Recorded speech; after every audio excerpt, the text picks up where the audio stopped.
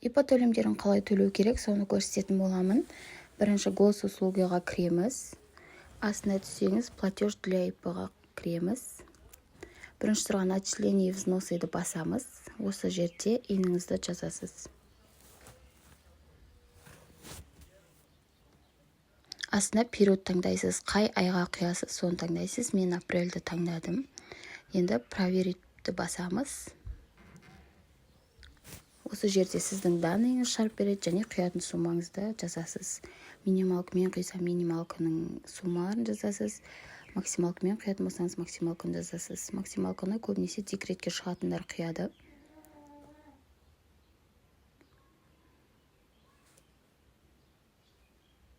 Осы жерде медстраховкаден мен босатылғанмын, бала күтіміне байланысты. Егер сіздер шығып тұрса, төлей бересіз.